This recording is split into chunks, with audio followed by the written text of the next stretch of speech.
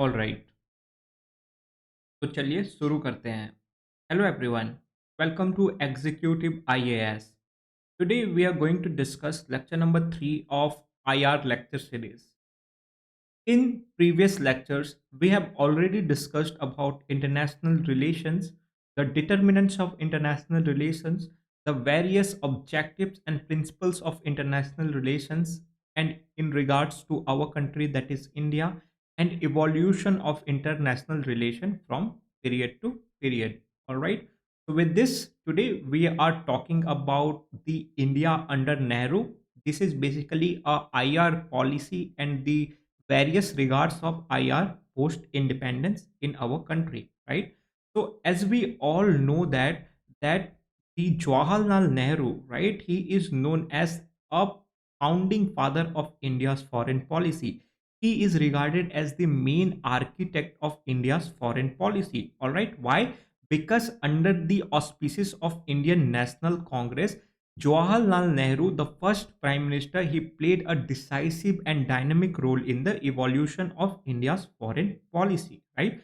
We will see how crucial role, how a key role played by Jawaharlal Nehru shaped our Indian foreign policy. All right. So when Constituent Assembly was established on the 2nd of September 1946, during the same auspices, on 7th September 1946, through a broadcast, Mr. Nehru he laid down certain foreign policy goals for our country, right? And the main goals included end of colonialism, racism, independence from power blocks, and close ties with China and Asian neighbors, right? So these are some of the goals or framework which Mr. Nehru emphasized upon through a broadcast on 7th of September 1946, right?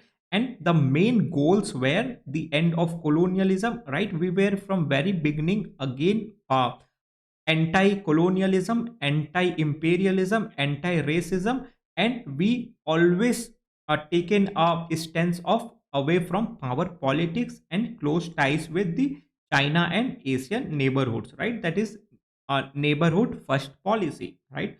So these are some of the goals that Mr. Nehru emphasized on 7th September 1946 from New Delhi. So Nehru drew the contours, right? Contours in the sense the boundaries, the framework, the boundaries, the framework of India's foreign policy. All right. How did he do that? By declaring that India would always keep away from the power politics. During the time of post World War era, there was a looming Cold War issue that was clouding all over the world. Right? People were siding with the two major power blocks, that was USA and USSR basically. All right. So that is why Nehru made sure that we will always keep away from the power politics of the world.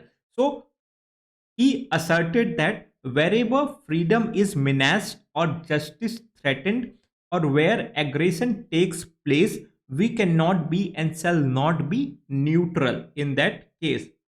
Nehru believed in extending India's abiding faith in the UN. If you remember, Mr. Nehru has taken the Kashmir issue to the UN, right? He could have taken his own internal decision and could have led India and Pakistan to a war, and we could have won a strategic war. But still, by following the path of Panchashil, he have decided to take the issue of Kashmir to the UN. He made it very clear that India never had any interest in power politics of the great power. That is why in this course of lecture we will see his policy of non-alignment, and also he is one of the very founding father of non-aligned movement, right? Non-aligned movement, we will see what is non-aligned movement. So these are some of the clear demarcation that Nehru made when it comes to India's foreign policy. And according to his view and contours of India foreign policy, he formulated a non-alignment policy, foreign policy for our country. What is non-alignment? What is non-alignment? What is non-alignment? non-alignment is a foreign policy, right? Non-alignment and NAM, that is non-aligned movement, are two different things. Keep this in mind. All right.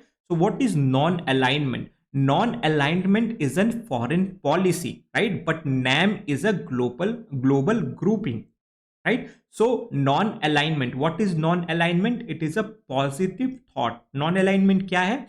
ये basically एक positive thought है. इसका मतलब है India retained the independence of decision making on an issue that affected her interest, right?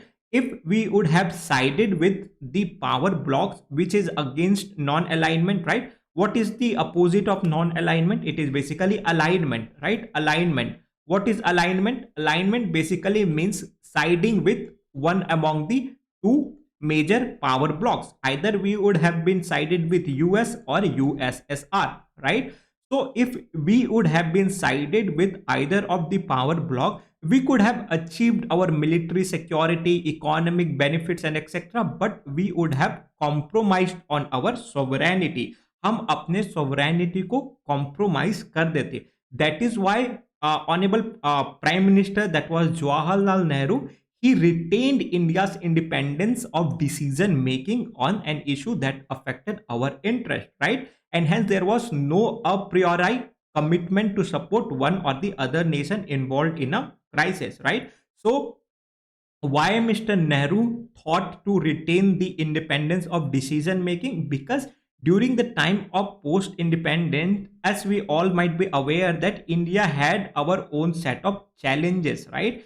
Challenges which was ranging from poverty alleviation at the domestic front to the issue of Cold War at the international front, right? And that is why we had our own set of challenges which needed our own set of decision making. And if we would have been sided with any of the two major power blocks, we could have compromised on our decision making, leading to the domestic or international affairs, right? That is why India needed a period of peace and stability to spur economic growth and political stability. We needed a time to focus internally rather than getting stuck in the international power politics, right? That is why honorable Prime Minister, he decided to retain that decision making autonomy so that we can focus on peace and stability to spur economic growth and political stability, right? Around 70% of our Indian population post independence were falling under below poverty line, right? We were facing a greater menace of poverty, hunger and etc., right? So overlooking all these issues, if we would have been joined the international power politics game, then we could have brought a ruin to our country, right? Because if the internal domestic affairs is not in harmony, how could we have been performing well in the international domain? This was the major problem. That is why Prime Minister Jawaharlal Nehru, he decided to choose a foreign policy of non alignment, right? इसीलिए जवाहरलाल नेहरू ने decide किया कि हम non alignment foreign policy follow करेंगे, right? So thus it was believed that aligning with any of the major power would serve this primary goal, reducing India to an arena of Cold War confrontation, right? तो हम colonialism से तुरंत उभर के आए हुए थे, राइट? हमने अपनी खुद की लड़ाई लड़ी थी, हम इंडिया को खुद के दम पे इंडिपेंडेंस दिलाए थे. एंड अगर हम फिर ये पावर पॉलिटिक्स में स्टक हो जाते, then we it would have been lead us to the cold war confrontation, जो फिर काउंटर प्रोडक्टिव इंडिया के लिए साबित होता. That is why India chose to remain non aligned. Given the task of national integration and development, India can ill afford to invest its energy and scarce resources on arm race. India under Nehru therefore followed the following policy. And what is that following policy? क्या है?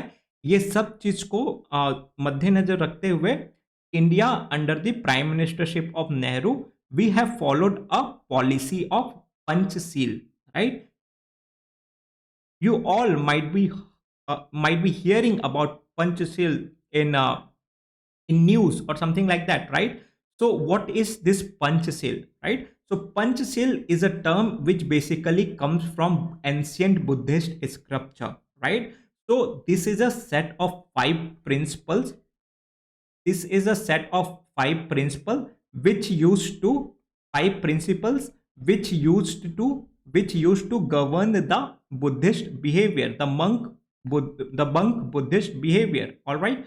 So that is why Nehru also he designed a five principles in order to maintain our relationship with China. It was basically formulated in keeping by keeping in mind the relationship of India and China. But later on, we have used the same Panchashil principle to in the international relation with the various world players as well, right? So under Nehru, this idea was to become a central theme guiding the relationship among the international states, right? Ultimately, it will become a guiding principle deciding our relationship with the international states, right? So the principle of Panchashil was proposed to govern India-China relationship initially. Keep this in mind. Initially, the Panchashil was not decided for the international states. It was mainly for the India-China relationship, right? Which was enshrined in an trade pact between the two countries. So there was a trade pact which was signed between the two countries in regards to bilateral trade operation on Tibet. Our main focus was on Tibet. All right. So when we signed the trade pact between India and China, in that particular trade pact, the principle of Panchashil was enshrined. It was written. All right. So what is the five principles that India and China have enshrined in their trade agreement? It was basically mutual respect for each other's territorial integrity and sovereignty, that we will mutually respect each other's territorial integrity and sovereignty. We will mutually promote the idea of non-aggression, mutual non-interference. We will not interfere in the domestic policy of each other's country, equality and mutual benefit, and fifth one is peaceful coexistence. So these are five principles that are part of Panchashil, which is enshrined in the India-China agreement when it comes to bilateral trade in Tibet. All right. So remember these five principles. You can use them even in ethics and of course in IR. All right. So what are the five principles under Panchashil? Mutual respect for each other's territorial integrity, mutual non-aggression, mutual non-interference, equality and mutual benefit, and peaceful coexistence. Right. So these are the five principles. It was mainly designed for India's and China relationship, but once it became very much prevalent, once upon a time also a successful, then it is taken to the entire world, right, and major international states. This will also be the guiding principle of NAM, right, under the Bandung Conference of 1955. It will also be the guiding principle of NAM, right? So we will be seeing what this is. So the enshrined principles in the Panchashil agreement were to later guide the relationship not only between the two countries that we have seen, the two countries that is India and China, but also our relationship with all the other countries, right? So this was perceived as a laying foundation for peace and security in the world. So this the Panchashil principles, it started being considered as the foundation for peace and security in the world. It was thought to give voice to a newly independent countries, especially in today's term, if we talk about the global South countries, right? Global South countries. So global South countries were were getting released by the colonial hands, right? And that is why they needed a strong voice to promote their national interest. And hence Panchashil principles, it became a very strong guiding principles in order to give them a voice, right, as well as lowering the chance of war in the world, because there was several issues. We have just came out from the World War II. There was a looming issues of Cold War and etc. And during that time, this Panchashil principles, it became very important in order to give support and voice, special voice to the global South countries who were emerging out of the cusp of colonial powers. All right. So as I have told you, this Panchashil principle, it also became a guiding principle in 1955 Bandung Conference, right? So Bandung Conference, Bandung is a place in Indonesia where this conference took place. This is also a precursor to the non-aligned movement, right? So here the leaders from 29 Afro-Asian countries, right? Like 29 leaders from Asia and Africa, they have met at Bandung, right? And they have formulated this Panchashil principles into 10 principles of international peace and cooperation enunciated in its declaration, right? By taking this as a basic structure, by taking Panchashil principle as a basic framework, they have formulated 10 principles of international peace and cooperation enunciated in its declaration. This will also become a conference or agreement for the NAM, that is non-aligned movement, that we will see, right? And also later on, the United Nations General Assembly also unanimously, right, without any against, accepted this tenets in 1957 as a principle of international peace and cooperation. So the same were also accepted as a core principle of non-aligned movement, right? So these 10 tenets of international peace and cooperation, it will also become the core principle of non-aligned movement.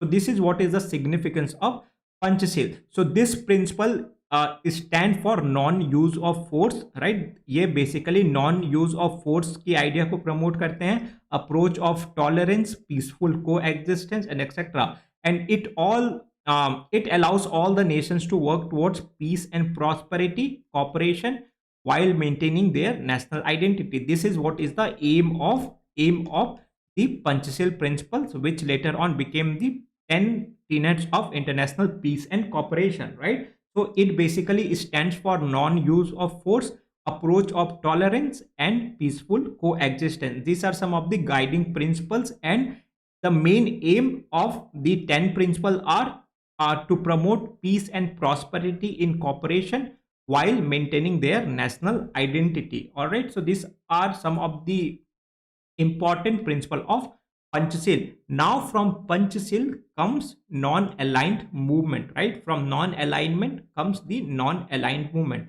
So first we need to understand what is non-alignment, right? Non-alignment क्या है? Non-alignment is a foreign policy, right? It is a policy जिसका main aim है to maintain national independence in foreign affairs by not joining any of the military alliance formed by US or Soviet Union, right? Basically to retain our own independence, to retain our own autonomy in decision making, right? In decision making. जैसे कि मैंने आपको बताया दोस्तों कि हमारी जो post independence situation थी हमारी कंट्री में, we had our own set of challenges, right? That is why our first prime minister, that is Jawaharlal Nehru, he made sure that we will always keep away from the power politics of the world, right? Power politics between two major power, as we all know, between US and Soviet Union, that is USSR. And by this policy itself, Mr. Nehru has propounded the idea of non-alignment, right? Non-alignment. What is non-alignment? Non-alignment का मतलब क्या है दोस्तों? It is basically aimed at maintaining national independence in foreign affairs, right?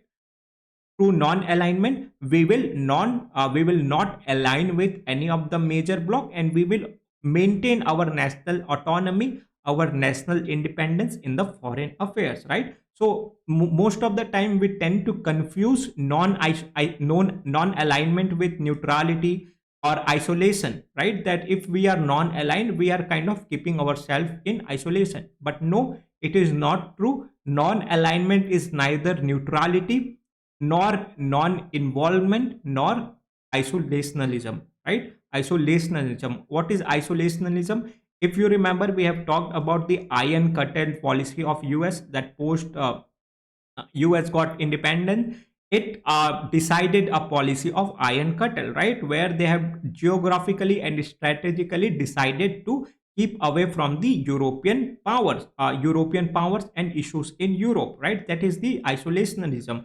But when we talk about non-alignment, it is neither neutrality nor non-involvement, nor isolationism. What it is, it was a dynamic concept. ये क्या है दोस्तों, ये एक dynamic concept है which meant not committing to any of the military bloc, right? Not formally committing to any of the military bloc, but taking an independent stand on international issues according to the merits of each case, right? So when we will be taking this particular stand, we will make sure that we put forward our own national interest, right? National interest. So the brainchild of Nehru ji, when it comes to non-alignment, the main aim is that when we joined any of the, if we would have been joined any of the power or military bloc, we would have been compromised or compromising on our national sovereignty, right? We would have only be allowed to put the interest of the group or bloc, right? But when we take in a stance of non-alignment, we ensure that we put forward the national interest of our own country by following the path of national autonomy of decision making when it comes to foreign affairs. So this is what is the significance of non-alignment, right? So Nehru saw in non-alignment a guarantee of India's independence in the field of foreign policy.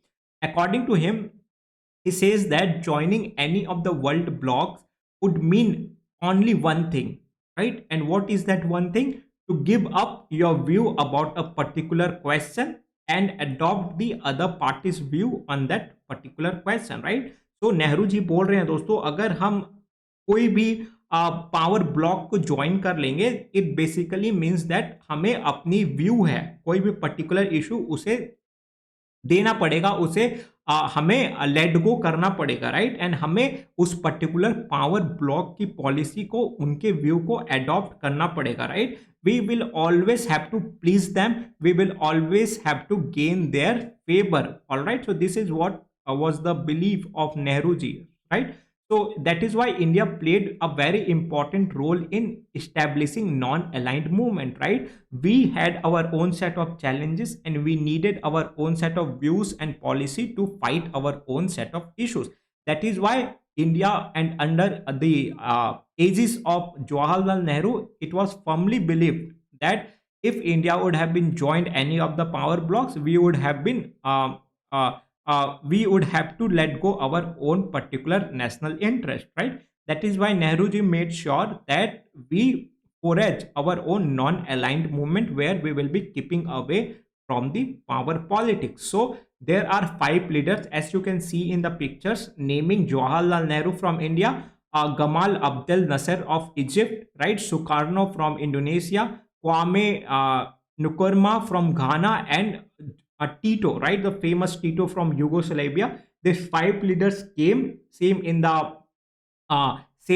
Bandung Conference, right? Bandung Conference, as we have seen, Bandung Conference in 1955, and they have planned a formulation to form a non-aligned movement where they will be keeping away from the power politics, right? And the first summit of NAM, that is non-aligned movement, was held in Belgrade. Where is Belgrade? Please please give me answer, right? Tell me, कहाँ है बताइए, Belgrade कहाँ है, किस country की capital है Belgrade, right? So the first summit, आप comment में मुझे बता सकते हैं कि बेलग्रेड किस कंट्री की कैपिटल है, ऑल राइट? सो जो नैम की फर्स्ट मीटिंग थी दोस्तों, वो हुई थी बेलग्रेड में in the year 1961, right? So now here comes what is non alignment movement. हमने नॉन अलाइनमेंट के बारे में तो सुना, अब आता है नॉन अलाइंड मूवमेंट क्या है, right? So basically it was a group of newly independent states, right? It is a group of newly independent states का मतलब जो कॉलोनियल मास्टर से न्यूली इंडिपेंडेंट हुए तो दोस्तों major countries in Asia and Africa, वो एक आपस में उन्होंने ग्रुप बना लिया who refused to accept the dictates of formal a colonial master and decided to act according to their own judgment on issues of international concerns, right?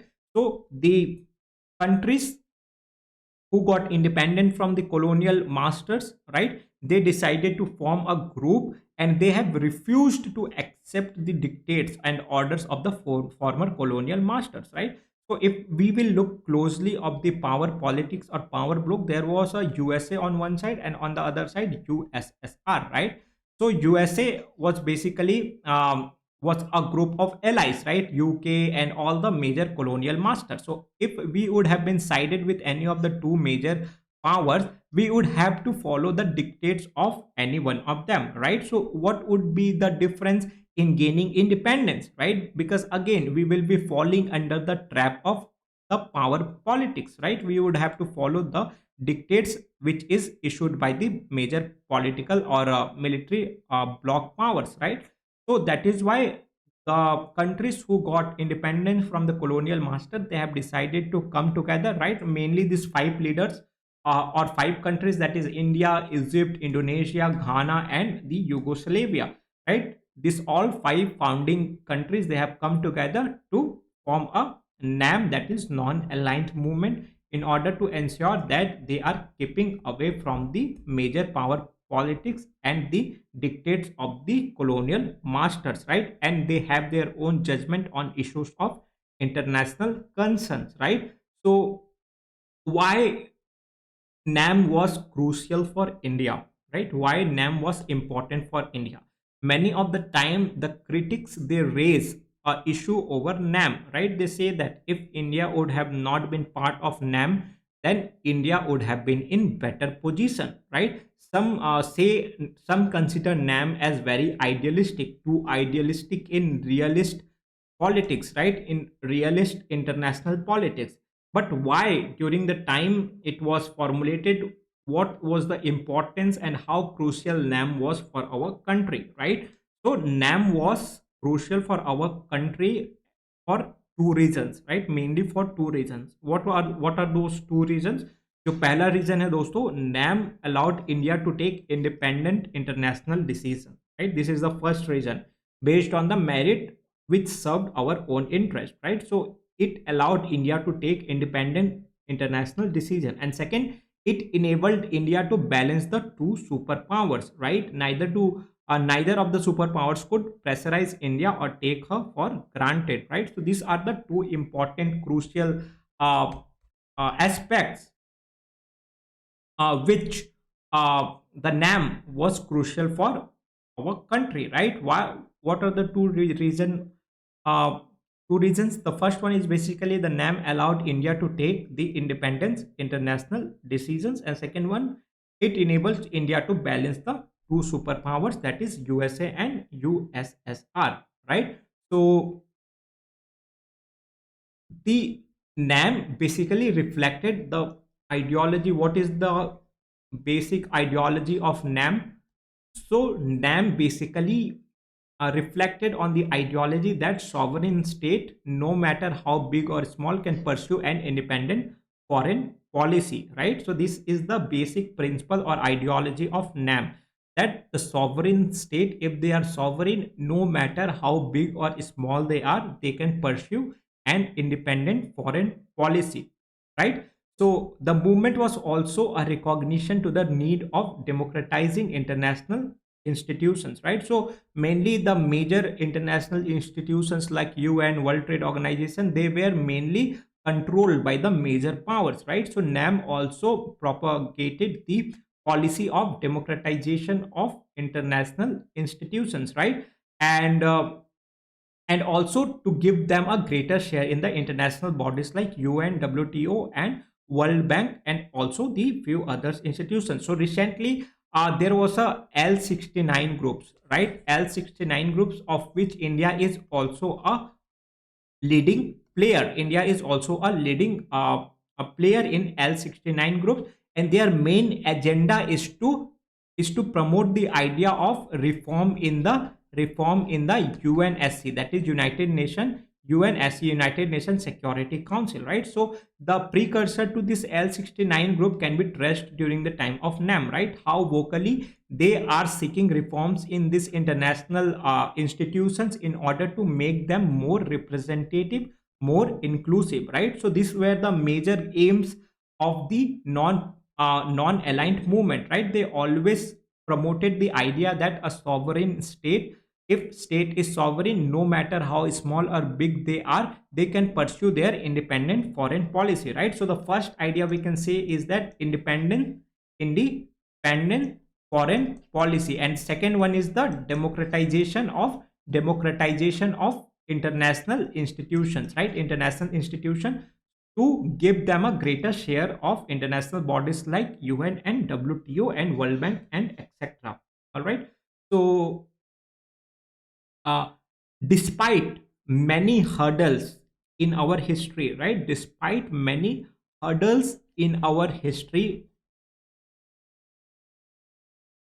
the NAM could successfully survive, right? So many hurdles that, for example, we had the major changes in some key relations involving the South Asia, right? So Nehru non-alignment policy was continued despite India's conflict with China and Pakistan, right? We had a war with both China in 1962 and also Pakistan, and major changes in some key relationship involving South Asia. So during the formation and decline of United States Pakistan alliance, uh, the development of close relationship between India and USSR and the Sino-Indian relation, India held on to the policy of non-alignment and its support for world peace, right? So despite many hurdles in our country, right, and also the international relation, right? There was a India-China, India-Pakistan war.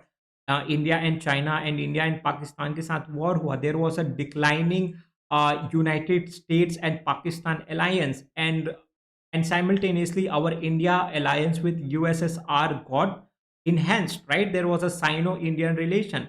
But despite all these issues, despite all these problems, we still make sure that we follow the policy of non-aligned movement or non-alignment, right? In order to promote the world peace or the global peace, right? So there was many problem, right? अगर मैं आपको आसान भाषा में बताऊं दोस्तों, तो बहुत सारे प्रॉब्लम्स थे. इंडिया पाकिस्तान का इशू था, इंडिया चाइना का इशू था, कश्मीर का इशू था. There was some major power politics going on between the Pakistan and USA, right? So we could have taken a stand by siding with any of the major bloc, right? We could have sided with USSR, but we made sure that we follow the policy of non-alignment in order to promote the global peace and world harmony, right? So this is what is the resilience of non-aligned movement. So with this, thank you so much for watching. यहीं पे आज का lecture हम समाप्त करते हैं. I am hoping that you guys have understood the concept, right? We have seen the India under Nehru, right? The foreign policy of Mr. Nehru. We have seen his principle of Panchshil. We have seen what is the foreign policy of non-alignment. Then we have seen non-aligned movement, which is a global grouping of the sovereign state in order to have the autonomy in their foreign policy and decision making, right? By not siding with any of the major power blocs, right? तो मैं आशा करता हूँ आपको lecture समझ में आया होगा दोस्तों. And if you have liked and enjoyed this particular lecture, then please ensure to show your love by subscribing to the channel, that is Executive IAS, and also like and share the video with your closed ones. So until very next time, this is your friend, host and guide Naman, signing off. Keep watching, keep learning.